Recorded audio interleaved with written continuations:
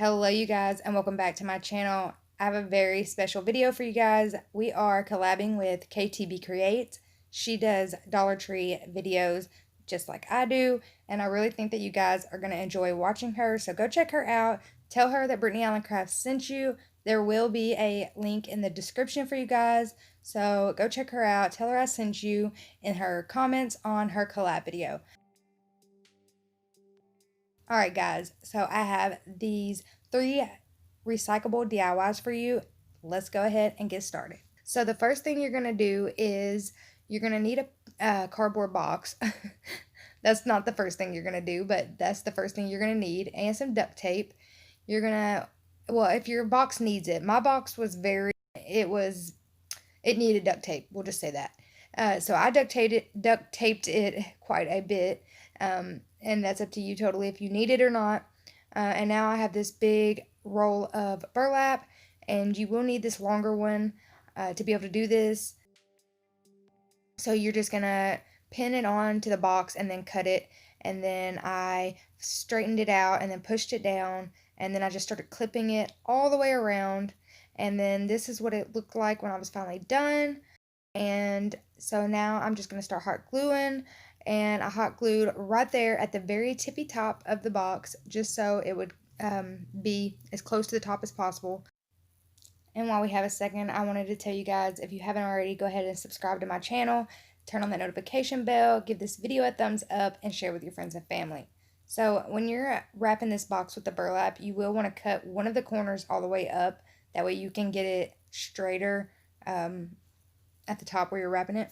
So now I'm just gonna finish hot gluing this around, and then what I did was I brought the hot glue down farther to glue the burlap down a little farther to the box, because we're gonna wrap it with some rope, and it just made sense to me to push the burlap down a little farther. Then when you do that, you're just gonna cut it off the extra. I'm sorry you guys, I cannot talk properly today.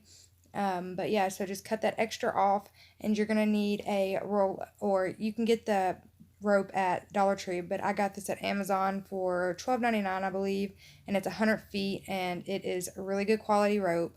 So I'll put a link in the description for you guys. So I'm just going to go ahead and finish wrapping this box with some rope, and I did just want to let you guys know that the first 2 times I wrapped it around, I cut it once I made it all the way around, and then after that I just kind of kept wrapping it because I had plans for the bottom of this that would hide that a little bit. So yeah, so I'm just going to cut it those first 2 times, and then I just decided, heck, I can cover this up. So, and it's going to be in the back of the box anyway, so it's not that big of a deal. But yeah, so I'll be back in just a second.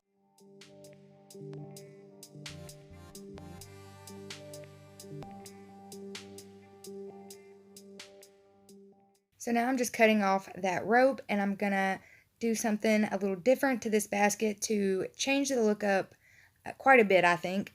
I am just adding in some jute, and the first layer I did, I hot glued as much as possible, especially at the top, and when I got to the bottom right here, you will need to add a lot of hot glue. Now, I'm starting the second layer of jute right here, and once you get the first or second line of jute on, you can just start wrapping it as much as possible without any hot glue. And now I'm just taking a long lighter. I tried doing it with a short lighter and it didn't work as well. And I'm just going to burn off all those little strings and fuzzies, and it even helps with the hot glue a little. So now I'm taking some jute, and I'm going to cut out 9 strings of the same size. So now I've clipped on 3 of the 9 strings onto the basket. It was the only way I knew how to be able to show you guys, and I'm going to braid 3 different sets of braids with those 9 strings, and then you'll just double knot it, or you'll knot it on each end, should I say. So now you're just going to want to put a little hot glue onto each string to hot glue the 3 braids together, and then you'll start braiding those 3 together, and just place a little hot glue every now and then.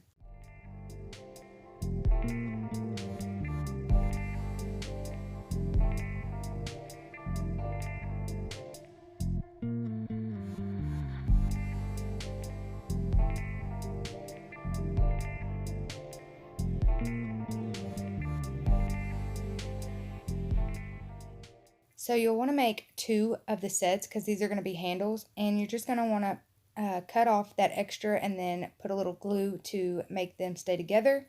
And then you're going to place some hot glue onto the handle, or onto the basket, sorry, and place on the handle, and you'll do that on both sides of the handle and on both sides of the basket. And once you get both of your handles on, that's all you have to do for this DIY. I think it turned out absolutely beautiful. I love the way it looks sitting on my craft table, and it just steps up my crafting decor a little bit. And I could fit so much stuff into this basket. It's absolutely amazing. Let's go ahead and move on to DIY number 2. This is a ribbon dispenser, and it is made out of a shoebox. I think it turned out so great, and now my room actually looks like a craft room. So all you're going to need is a shoebox, and the first thing you're going to want to do is open it up, obviously, and place on a wooden dowel to get the measurements for the sizes you're going to need, and then go ahead and cut the wooden dowel, and you're going to sand it. And I painted mine in the color linen, so by Folk Art, by the way. So then all I did was take a razor knife and I cut off the lid of the shoebox. And once I was able to cut it off, I took some scissors and just trimmed up that edge to make it look nice and neat. Now I'm going to take the color Vintage Tea Rose by Folk Art and give this inside of the box 2 coats of paint.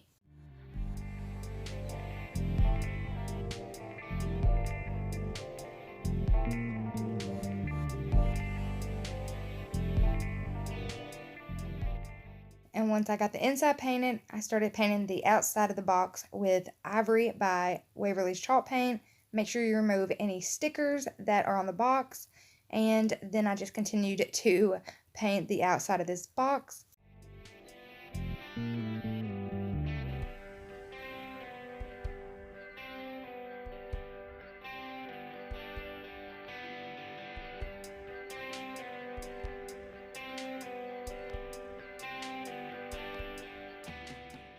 So then I just placed in one of the 3 dowels that I did, and I put some ribbon on it to see where it would sit with the dowel in the box.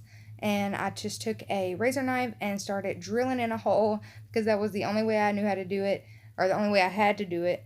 And this is how it turned out, you guys. I am literally obsessed with this thing. Every time I walk into my office or my craft room, I just can't quit staring at it. I know that sounds weird, but it is amazing.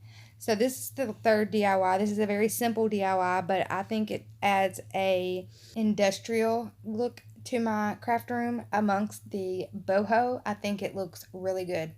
So the first thing you're going to need is 2 cans.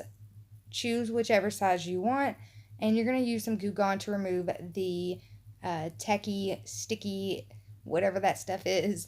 And that's how I set mine up. I just placed some paper towels on with some Goo Gone. So then you're going to start painting the inside. I painted the inside of one of my cans, Ivory by Waverly, and then I painted the smaller can, Elephant by Waverly as well.